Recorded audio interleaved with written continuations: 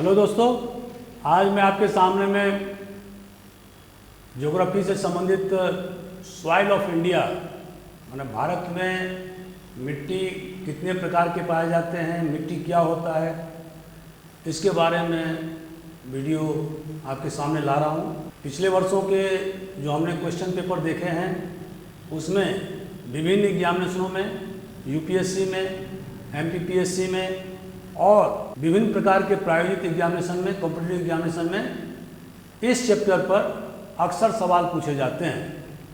तो मैंने सोचा कि मैं इस चैप्टर से आपको रूबरू कराऊं और इसी परिप्रेक्ष्य में मैं आपके सामने मैं अभी हाजिर हूँ। तो दोस्तों चलिए हम बताते हैं आपको कि मिट्टी हिंदुस्तान में कितने प्रकार के पाए जाते हैं, मिट्टी क्या होता है। तो आप देखते होंगे रोज़मर्रा के जीवन में जो भी हमारी वनस्पति है, वेजिटेशन है, या जो हम कपड़े पहनते हैं, या जो भी हम खाद्यान्न का उपयोग करते हैं, सभी मिट्टी से ही पैदावार होता है। ये बात सही है कि कुछ एक्वाटिक भी ऑर्गेनिज्म हैं जो केवल पानी के आधार पर ही अपना जीवन बसर करते हैं, लेकिन वो भी मिट्टी का उपयोग करते हैं और उसके जो न्यूट्रिशेंट हैं उसका उपभोग करते हैं। तो मिट्टी हमारे जीवन का सर्वाधिक महत्वपूर्ण हिस्सा है और इसके बिना हम जीवन की परिकल्पना नहीं कर सकते हैं। तो आइए हम देखते हैं कि मिट्टी क्या है। तो सबसे पहले आप जानते होंगे कि जो पृथ्वी की जो बनावट है वो 3 भाग हैं उसके। ऊपरी भाग को हम बोलते हैं क्रस्ट, और बीच का जो हिस्सा होता है उसको बोलते हैं मेंटल, और तीसरा जो होता है वो कोर। कुछ लोगों ने उसको आउटर कोर और इनर कोर 2 भागों में विभाजित किया है, लेकिन बेसिकली कोर। तो 3 भाग होते हैं पृथ्वी के। जो सबसे ऊपरी लेयर है उसको बोलते हैं क्रस्ट। और अगर आप एक सेब लेंगे, मतलब एक एप्पल, तो पृथ्वी पर क्रस्ट का वही मान है, उतना ही है जितना कि सेब के छिलका। अर्थात क्रस्ट का जो हिस्सा है अर्थ के पूरे वॉल्यूम में वो है सिर्फ और सिर्फ, यदि कॉन्टिनेंट में आप जाएंगे तो 30 किलोमीटर या 25 माइल, और तो यह एक छिलके के बराबर है। तो अगर आप मेंटल को देखेंगे तो लगभग 2900 किलोमीटर है। तो इससे आप अंदाजा लगा लें कि क्रस्ट कितना पतला है पृथ्वी के पूरे वॉल्यूम में। और यदि हम समुद्र में जाएं, समुद्र की तलहटी से देखें तो उनका जो क्रस्ट है वो मात्र 3 से 5 किलोमीटर माइल या 8 किलोमीटर ही है। तो इस तरह से जो मिट्टी का जो निर्माण हुआ है वो ऊपरी भाग मतलब क्रस्ट पर हुआ है। अब चलते हैं कि मिट्टी क्या है। तो दोस्तों मिट्टी है जो आप जानते हैं कि रॉक 3 प्रकार का होता है। पहला है इग्नियस रॉक, दूसरा है सेडिमेंट्री रॉक और तीसरा है मेटामॉर्फिक रॉक। ये जो 3 प्रकार के जो चट्टान हैं, इसी से सॉइल का निर्माण, मिट्टी का निर्माण होता है। अब वो डिपेंड करेगा कि वहाँ पर जो पेरेंट मटेरियल है, जहाँ पर मिट्टी पाया जाता है, वो क्या है, इग्नियस है या मेटामॉर्फिक है या सेडिमेंट्री है या ज्वालामुखी का लावा है। तो वो इसके बारे में हम आगे बताएंगे, लेकिन जो पेरेंट मटेरियल है उसी पर जो है मिट्टी का निर्माण निर्भर करता है। तो मिट्टी क्या है? मिट्टी है जो रॉक के विदरिंग या क्षरण होने से जिस डेब्रिस का निर्माण हुआ, मतलब जिसको गाद बोलेंगे, और जो ऑर्गेनिक मटेरियल, जो जैविक पदार्थ, इन दोनों के मिश्रण से मिट्टी का निर्माण होता है और ये अर्थ के सरफेस पर होता है। इसका 4 फैक्टर है। कौन कौन? सॉइल फॉर्मेशन के लिए, मिट्टी के निर्माण के लिए 4 फैक्टर क्या क्या है? पहला रिलीफ, माने जमीन की बनावट क्या है, और दूसरा जो पेरेंट मटेरियल मैंने आपको बताया कि उसके नीचे क्या है, रॉक क्या है, और तीसरा क्लाइमेट, मतलब हमारा जलवायु क्या है, और चौथा वेजिटेशन, मतलब वहाँ पर वनस्पति का या प्लांट वगैरह का क्या, वहाँ पर क्या क्या पैदावार होता है। तो वेजिटेशन का क्या लेवल है। चौथा है टाइम, समय फैक्टर, क्योंकि आप जानते हैं कि जो मिट्टी का निर्माण होता है वो 10-20 साल में नहीं होता है, ये हजारों साल के बाद विभिन्न प्रकार के क्रियाओं से गुजरते हुए उसके बाद में मिट्टी का फॉर्मेशन होता है, सॉइल फॉर्मेशन।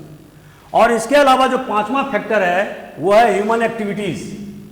अब ह्यूमन एक्टिविटीज में क्या आएगा, जैसे कि हमने खदान आजकल कोयला या आयरन या बॉक्साइड या विभिन्न प्रकार के खनिज पदार्थ हम निकालने जाते हैं, या डिफॉरेस्टेशन, जंगलों को हम काट देते हैं, तो इससे जो है भी मिट्टी पर प्रभाव पड़ता है, उसका रूप बदल जाता है।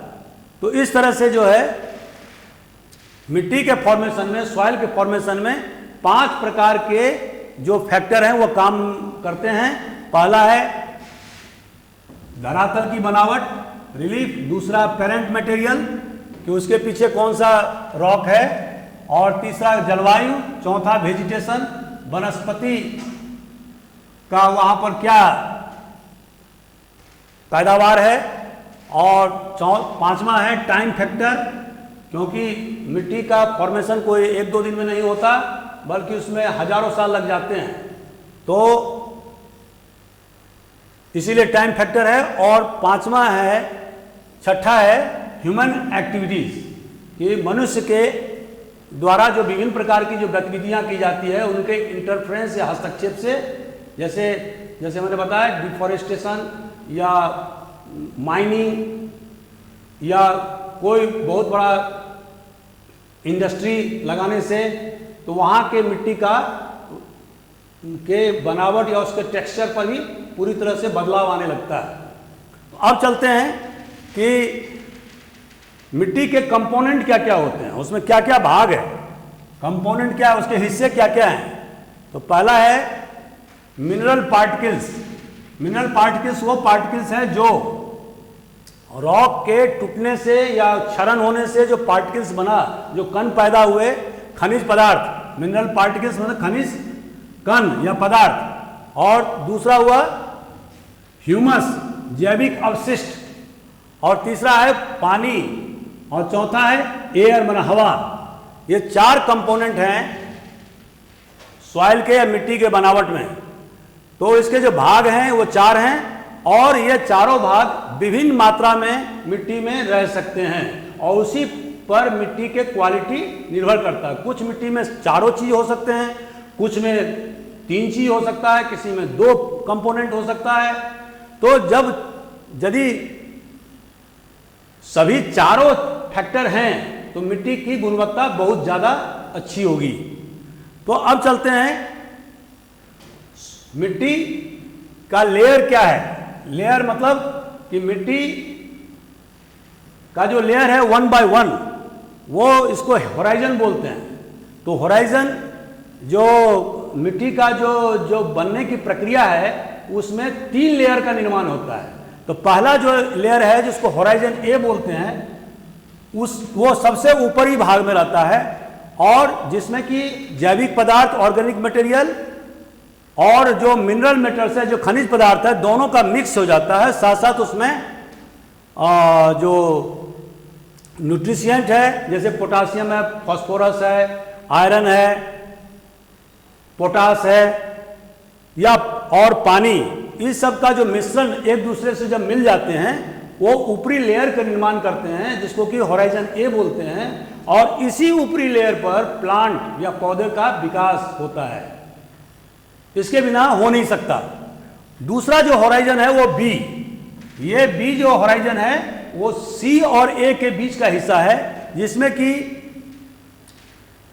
कुछ खनिज पदार्थ उसमें रह सकते हैं, और कुछ जो मिनरल मैटर है वो उनका क्षरण हो जाता है। लेकिन जो कुछ इंपॉर्टेंट जो हिस्से हैं जो होराइजन ए के और जो होराइजन सी के, वो दोनों में आपस में कुछ कुछ भाग होराइजन बी में रहते हैं। इसको हम ग्राफिक के द्वारा आगे बताएंगे। और तीसरा है होराइजन सी। इसमें जो पेरेंट मटेरियल है, जैसे रॉक का जो हमने कहा कि क्षरण जो हुआ, जो खनिज पदार्थ है वो रहता है। और ये जो सी वाला जो हिस्सा है, सबसे निचला वाला हिस्सा जो है, वही मिट्टी के निर्माण के लिए सबसे पहला लेयर है। और इसी से फिर लेयर बी का निर्माण होता है और ए के कॉम्बिनेशन से होता है। और फिर ये आगे चल करके जब जैविक अवशिष्टों से, मतलब ऑर्गेनिक मैटर से मिल जाते हैं ये, और इसके अलावा जिसको ह्यूमस बोलते हैं, और इसके अलावा जो विभिन्न प्रकार के न्यूट्रिशिएंट हैं उनसे मिल जाते हैं, तो फिर होराइजन ए का निर्माण होता है। तो अब देखते हैं कि जैसे कि मान लीजिए कि एक ग्राफिक लिया, एक चित्र लिया, मान लीजिए रॉक है और इसके ऊपर जो है होराइजन सी है। होराइजन सी का निर्माण कैसे हुआ? रॉक के क्षरण से, जो चट्टान का जो क्षरण हुआ उससे, because of the withering of rock, ये जो है वो होराइजन सी का निर्माण हुआ है। अब होराइजन सी के बाद में फिर होराइजन बी का निर्माण होता है। वो बी कैसे है कि ए के कुछ भाग जो हैं, वो जो मिनरल मैटर्स हैं, और जो सी के जो पेरेंटल मटेरियल्स हैं, ये दोनों के भाग बी में रहते हैं। और फिर कुछ दिनों के बाद, कुछ महीनों, कुछ वर्षों के बाद फिर होराइजन ए का निर्माण होता है, जिसको कि हम सही माने में मिट्टी बोलते हैं। और इसके जो इसमें मिनरल मैटर, ह्यूमस और वाटर और एयर, ये चारों का कॉम्बिनेशन रहता है, जहां पर कि प्लांट का पैदावार हम कर सकते हैं। तो इस तरह से जो बेसिक जो होराइजन है वो सी है, जो चट्टान के विदरिंग होने से या क्षरण होने से होराइजन सी का निर्माण हुआ है। और जैसा कि मैंने पहले बताया कि मिट्टी के निर्माण में हजारों वर्ष लगते हैं, तो कोई एक दो दिन की ये प्रक्रिया नहीं है, ये हजारों साल की प्रक्रिया के बाद में ये विभिन्न प्रकार के लेयर का निर्माण होता है। और अल्टीमेटली लेयर ए, जिसमें कि हम विभिन्न प्रकार के प्लांट या वेजिटेशन का पैदावार करते हैं, उसका निर्माण होता है। अब आगे चलते हैं। दोस्तों, आप जैसे कि जानते हैं कि हिंदुस्तान एक बहुत बड़ा मुल्क है और इसमें विभिन्न प्रकार के क्लाइमेटिक जोन हैं। नॉर्थ ईस्टर्न इलाके का जो क्लाइमेट है वो केरल के क्लाइमेट से टोटल भिन्न है। राजस्थान के जो थार डेजर्ट के जो क्लाइमेट है उससे बहुत ज़्यादा भिन्न है बंगाल के खाड़ी या उड़ीसा का तटवर्ती इलाका।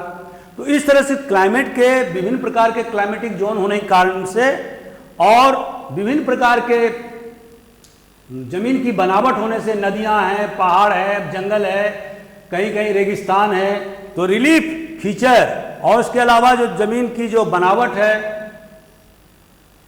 और जो वनस्पति, जो विभिन्न इलाकों में जो वेजिटेशन का लेवल है, जो उसके जो कहीं बड़े बड़े पेड़ उगते हैं, कहीं छोटे छोटे कटीले पेड़ ही उग पाते हैं, तो जो वेरी मतलब डिफरेंट टाइप के जो वेजिटेशन हिंदुस्तान में पाए जाते हैं, तो ये सब चारों फैक्टर ने मिलकर के विभिन्न प्रकार के मिट्टी का निर्माण हिंदुस्तान में किया है। तो जो शुरू में तो दो ही प्रकार के मिट्टी लोग समझते थे, या एक तो उर्वर और दूसरा ऊसर। उर्वर मतलब फर्टाइल, जो उपजाऊ भूमि है, और जो ऊसर होता है मतलब स्टेराइल, मतलब जिसमें कुछ भी नहीं होता है, पौधा नहीं उगता है, खेती बाड़ी नहीं की जा सकती है। तो हमारे जो प्राचीन भारत के जो या मध्यकालीन भारत के लोग दो ही प्रकार के जमीन को या मिट्टी को समझते थे कि ये उर्वर है तो इसमें खेती करो, और जो उर्वर नहीं है, स्टेराइल है, ऊसर है, तो उसको लोग खेती के लायक छोड़ देते, खेती के लायक नहीं मानते थे। उसके लिए उसको पास्चर लैंड, ग्रेजिंग लैंड या उसको ऐसे ही फैलो लैंड के रूप में छोड़ देते थे। लेकिन 16वीं शताब्दी में टेक्सचर के आधार पर 4 प्रकार के जो है मिट्टी का वर्गीकरण किया गया। वो क्या था?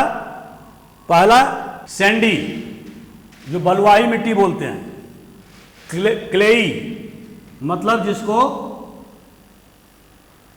चिकनी मिट्टी बोलते हैं। सिल्टी, जिसको गाद मिट्टी बोलते हैं, जो नदियों के द्वारा लाई गई मिट्टी होती है वो सिल्टी होती है। और चौथा है बलुआही चिकनी मिट्टी, लोमी।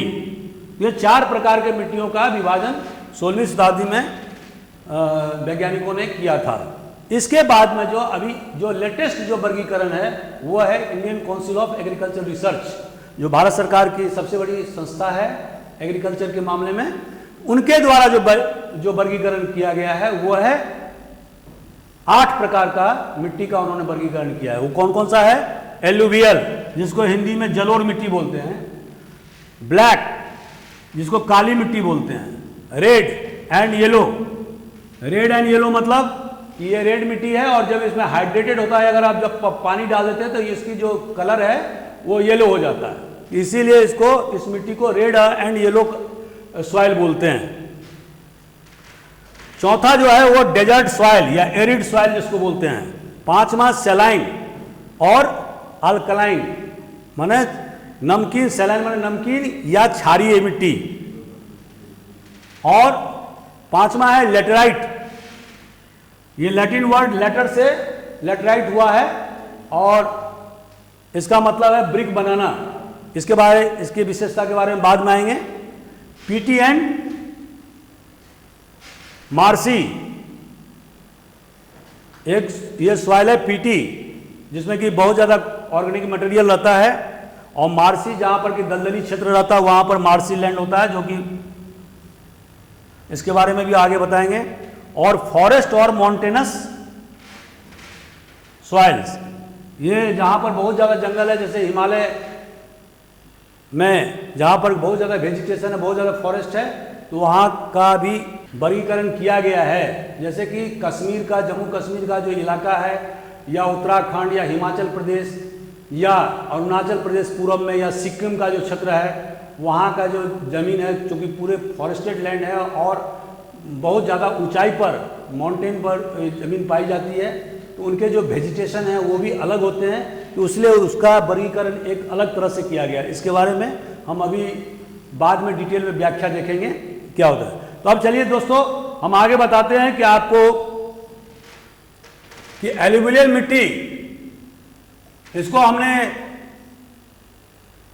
5 प्रकार से वर्गीकरण किया है, और अभी हम बारी बारी से देखते हैं कि एलुवियल मिट्टी मतलब जलोढ़ मिट्टी के ओरिजिन क्या है, वो कहाँ कहाँ मिलते हैं हिंदुस्तान में, उसका कंपोजिशन क्या क्या होता है, उनका विशेषता क्या है, और उस मिट्टी में सबसे ज़्यादा कौन कौन से पौधे या क्रॉप्स उपजाए जाते हैं।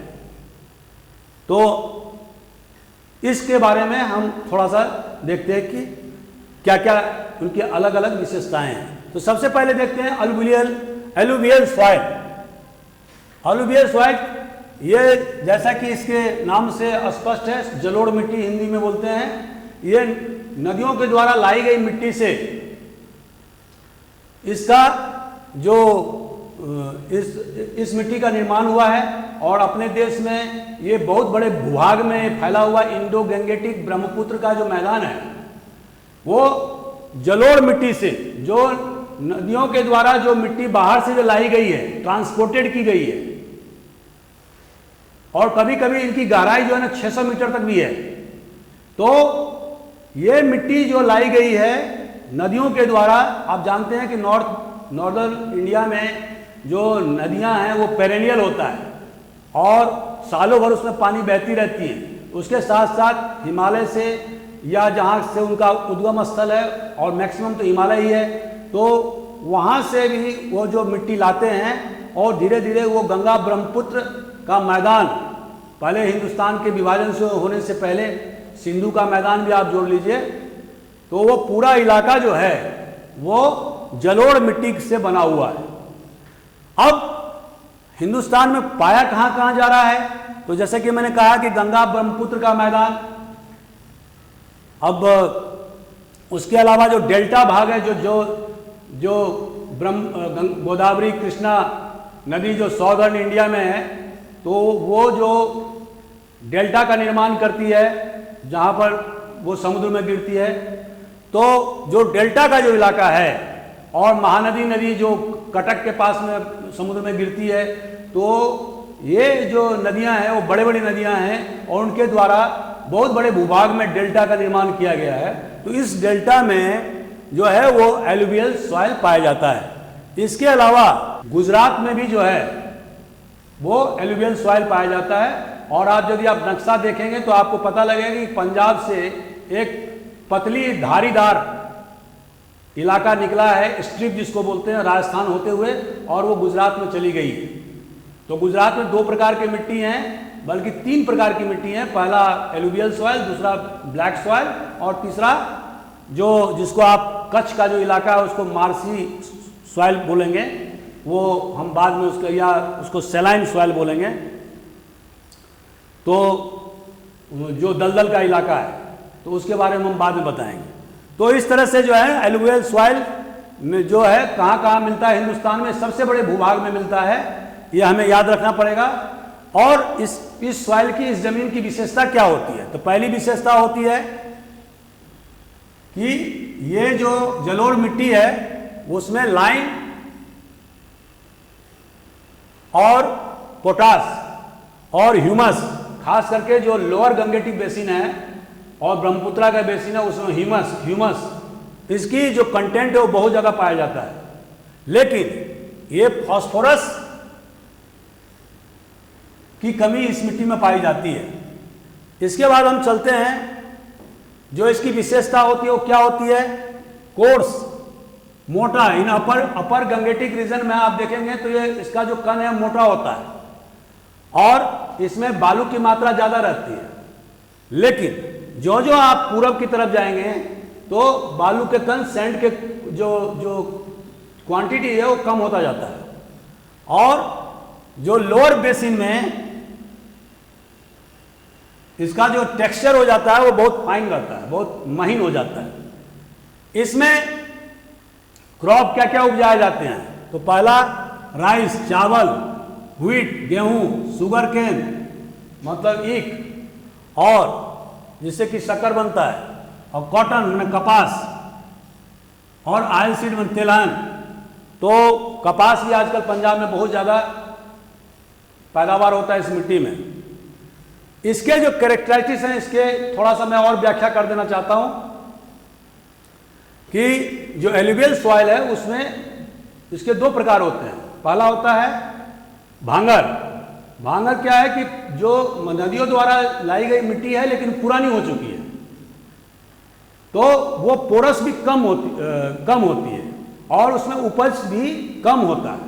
लेकिन जो खादर होता है, खादर दूसरे प्रकार के एलुवियल सॉइल है, उसमें हर साल जो है ना नदियों द्वारा नई मिट्टी लाई जाती है, मैंने गाद लाई जाती है, सिल्ट लाई जाती है, जिसको हमने बोला कि सिल्ट साल दर साल जो है ना बाढ़ के द्वारा वहां पर वो सिल्ट लाई जाती है और उससे जमीन में पैदावार बहुत ज्यादा बढ़ जाती है।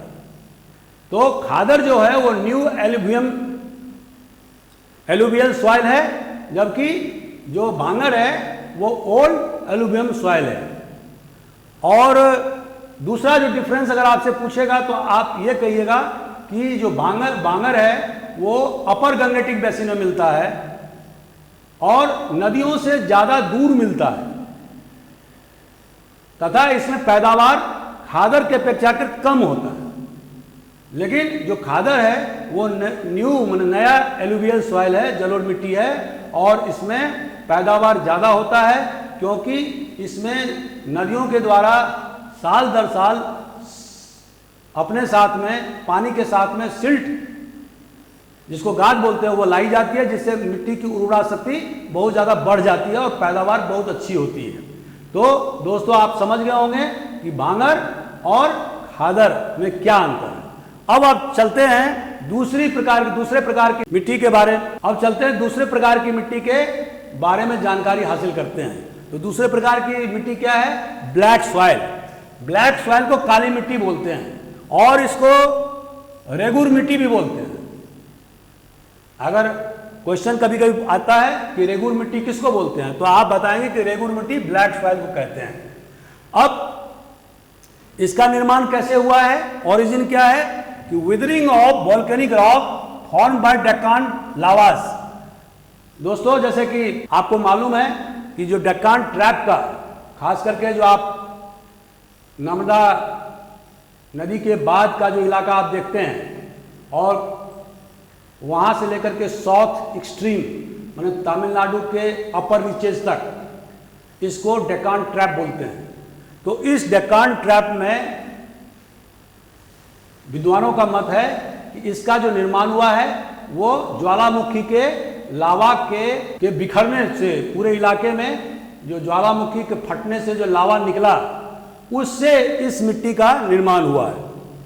अब ये पाया कहाँ कहाँ जाता है, तो जैसे कि मैंने बताया पूरे डेक्कन ट्रैप में पाया जाता है। इसके अलावा जो कृष्णा नदी है, गोदावरी नदी की नदी घाटी में, नर्मदा और ताप्ती की नदी घाटी में पाई जाती है, और तमिलनाडु, गुजरात में, आंध्र प्रदेश और मध्य प्रदेश में, खास करके जो मालवा अंचल है उसमें, ये पश्चिमी मध्य प्रदेश के हिस्से में काली मिट्टी पाई जाती है।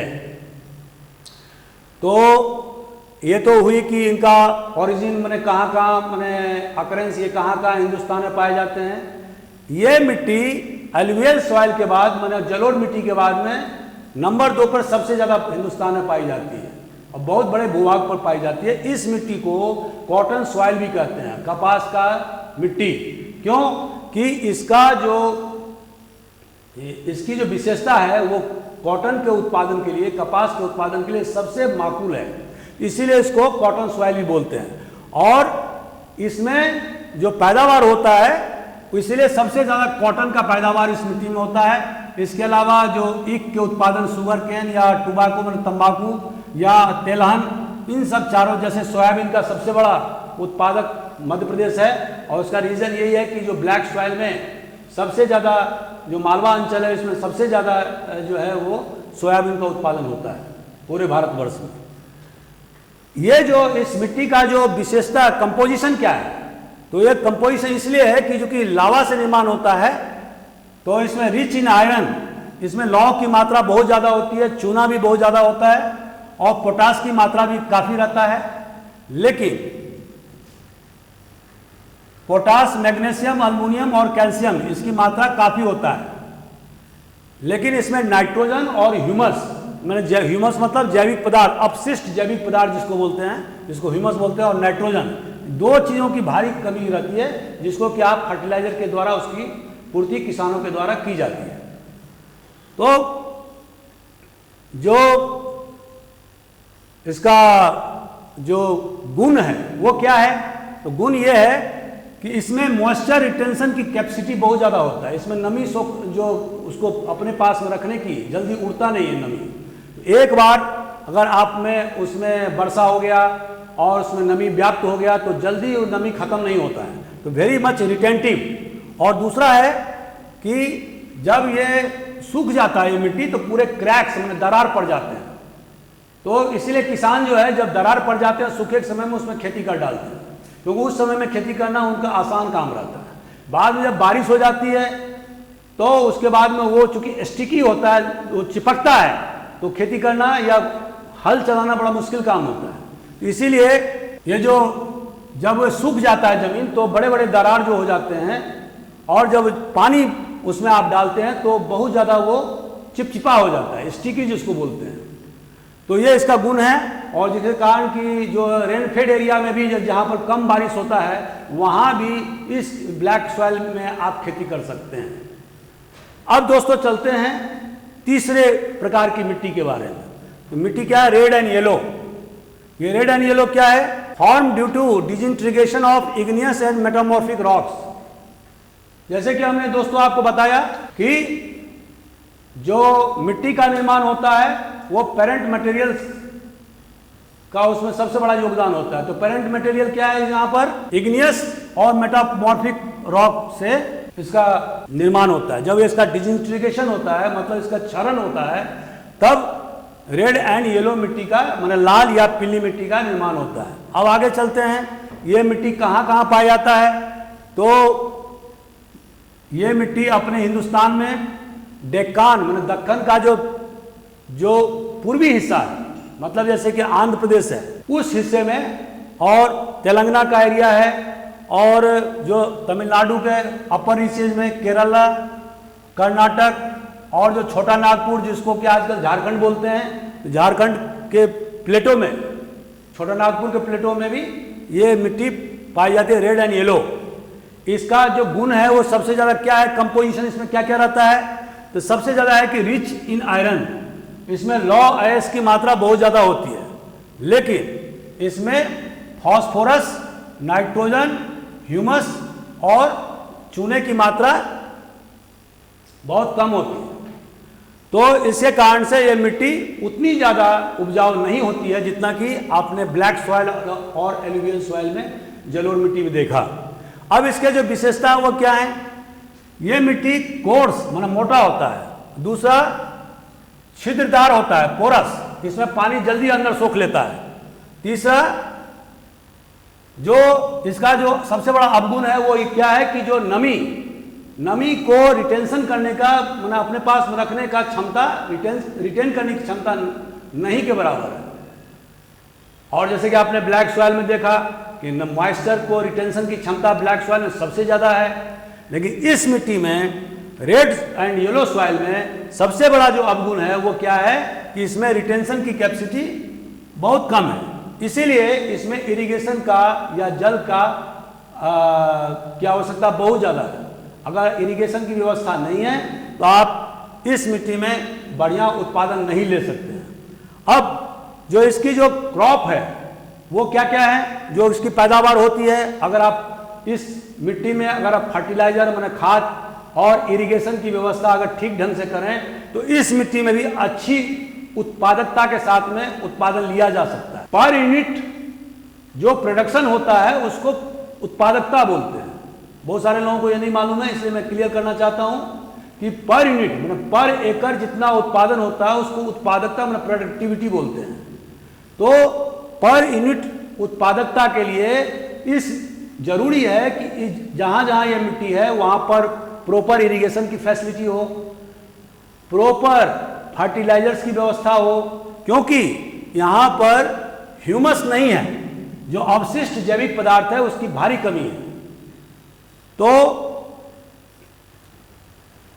ये दोनों चीज का यदि प्रॉपर फर्टिलाइजर और अगर इरिगेशन की व्यवस्था किया जाए तो पर यूनिट प्रोडक्टिविटी बढ़ जाएगी और उस स्थिति में गेहूं, राइस मतलब चावल, शुगर मतलब गन्ना और दाल का पैदावार अच्छे ढंग से किया जा सकता है। तो दोस्तों अब चलते हैं एरिड मतलब रेगिस्तानी भूमि। ये रेगिस्तानी भूमि कहाँ पाया जाता है इसके बारे में हम बताते हैं कि जब इसका जो ओरिजिन है वो कहाँ है, कैसे होता है कि जब मैकेनिकल विदरिंग होता है रॉक्स का फ्रॉम सैंड, तो जो बालू के चट्टान उनका जब क्षरण होता है तब जाकर के इस मिट्टी का मतलब एरिड मिट्टी या रेगिस्तानी मिट्टी का निर्माण होता है। वो क्या उसका अपने यहाँ सबसे बड़ा जो एरिया है वो थार डेजर्ट है, जिसको कि नॉर्थ वेस्टर्न राजस्थान बोलते हैं, और साउथ पंजाब के भी कुछ हिस्से में ये रेगिस्तानी मिट्टी पाई जाती है। ये मिट्टी बहुत ज़्यादा जो है वो नमक की मात्रा इसमें बहुत ज़्यादा होती है और जो जैविक पदार्थ है ऑर्गेनिक मैटर इसमें ना के बराबर होता है। इसकी विशेषता क्या है कि ये मिट्टी बहुत ज़्यादा हल्का होता है और छिद्रदार होता है, मोटा भी होता है और इसके अलावा क्षारीय होता है। लेकिन इस मिट्टी की एक सबसे बड़ी विशेषता क्या है कि इसके बॉटम में काल्सेरियस कॉन्स्टेंट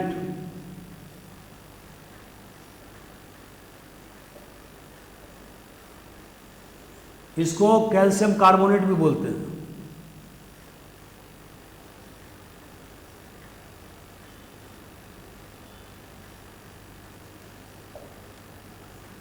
Ca एक कैल्केरियस कांस्टेंट होने के कारण इसको कैल्शियम कार्बोनेट या CaCO3 कहते हैं।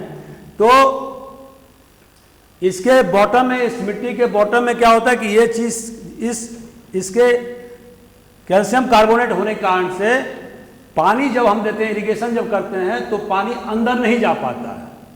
तो इससे क्या हुआ है कि अगर आप प्रॉपर इरिगेशन की व्यवस्था करते हैं तो एरिड मिट्टी में भी अच्छी उपज ली जा सकती है। और जिसका जीता जागता नमूना श्री गंगानगर राजस्थान का इलाका है, जहाँ पर कि इंदिरा गांधी कैनाल होने से वहाँ पर बहुत ज़्यादा मात्रा में गेहूँ, चना, बाजरा या मेलन, तरबूजा या खरबूजा, इसका उत्पादन बहुत भारी मात्रा में होने लगा है और वहाँ का पूरा क्लाइमेट ही चेंज हो गया है। तो इस तरह से हमने अभी आपको एलुवियल, रेगुर या black, red and yellow, laterite, arid, ये 5 प्रकार के मिट्टी के बारे में अभी आपको बताया है मैंने। अब हम 3 और प्रकार के मिट्टी के बारे में अभी आगे बात करेंगे। हेलो दोस्तों, अभी तक मैंने आपको मिट्टी के 5 प्रकार के बारे में बताया और उसके बारे में हमने व्याख्या प्रस्तुत किया। अब मैं 6ठे प्रकार की मिट्टी जो हिंदुस्तान में पाए जाते हैं उसके बारे में बताना चाहूँगा। ये 6ठे प्रकार की मिट्टी है सैलाइन सॉइल, जिसको कि नमकीन मिट्टी भी बोल सकते हैं।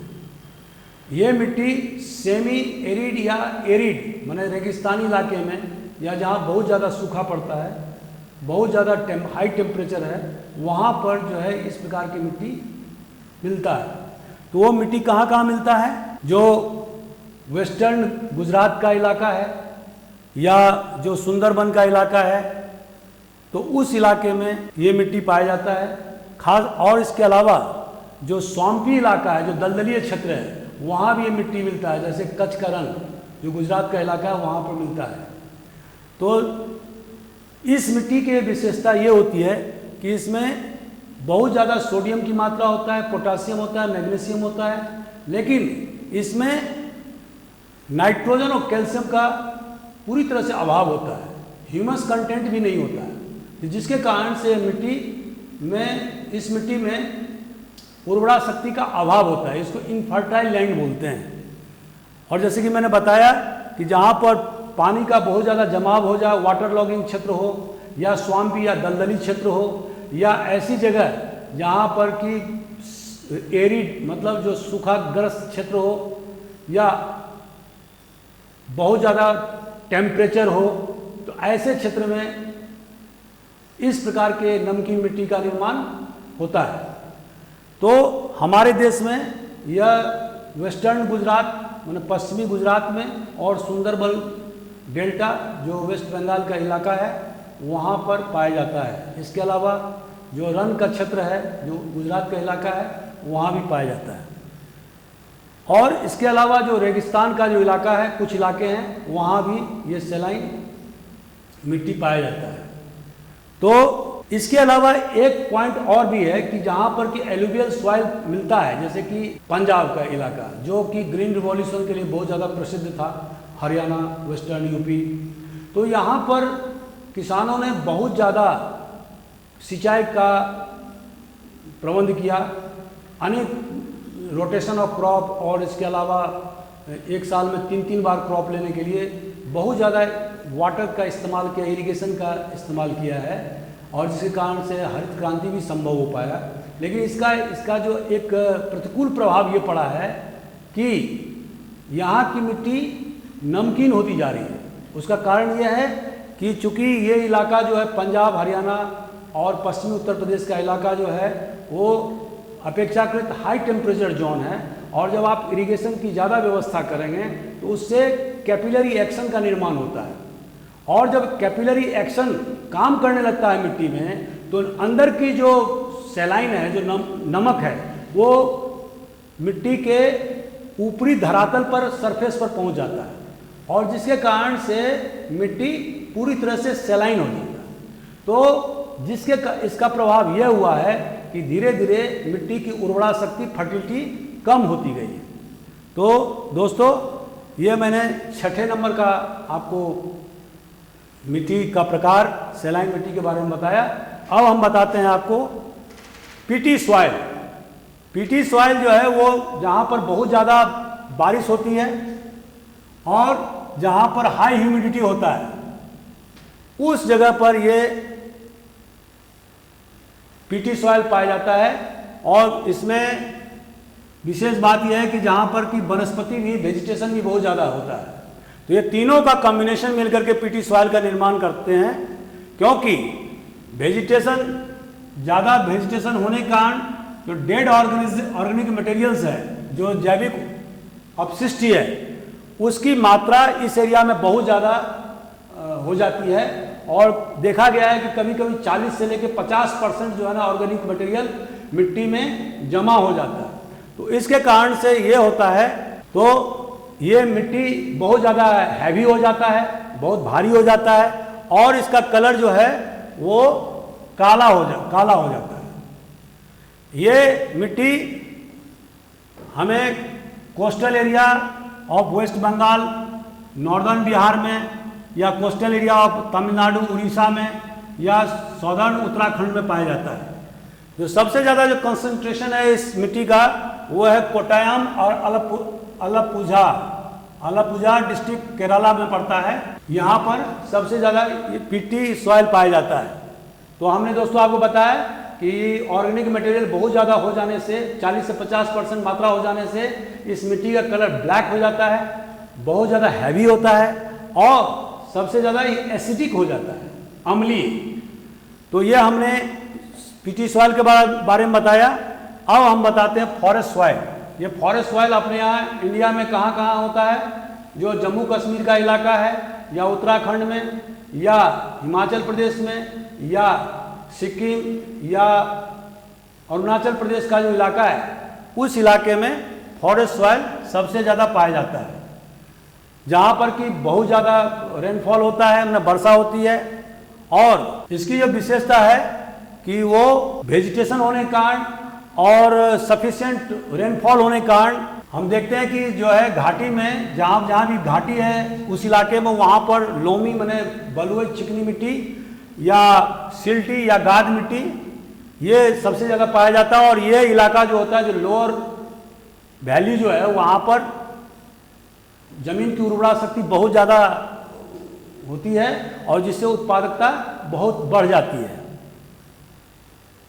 तो जो लेकिन अपर रीचेज में, जो अपर रीचेज के जो इलाके हैं माउंटेन के, इसको माउंटेनस सॉइल भी बोलते हैं, तो वहाँ पर जो मिट्टी की बनावट होती है वो थोड़ा मोटा होता है, उसके ग्रेन्स मोटे होते हैं, और वहाँ की उर्वरा शक्ति भी थोड़ा लोअर वैल्यू से कम होता है।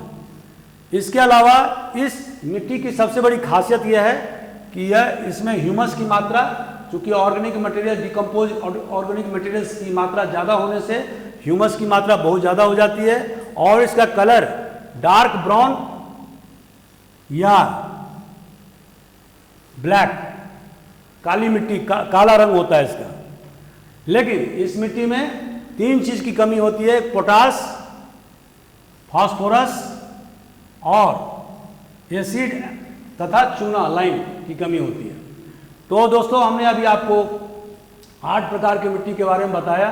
ये कहाँ कहाँ पाया जाता है, इसकी क्या क्या विशेषताएं होती हैं, इसमें कौन कौन से पैदावार होते हैं।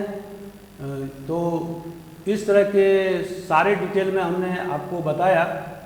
अब चूँकि वीडियो बहुत लंबा हो रहा है, इसीलिए अगले वीडियो में मैं सॉइल कंजर्वेशन या इरोजन क्यों होता है या सॉइल डिग्रेडेशन क्यों होता है, इसके बारे में बताऊंगा। इसके उपाय, मैंने उसके रोकने के क्या क्या उपाय हैं, इसके बारे में बताऊंगा। आज मैं आपसे अपेक्षा करता हूं कि आप इस वीडियो को देखें, लाइक करें, सब्सक्राइब करें, और अगर आपको अच्छा लगता है तो आप निश्चित रूप से हमारा हौसला अफजाई करें। Thank you very much.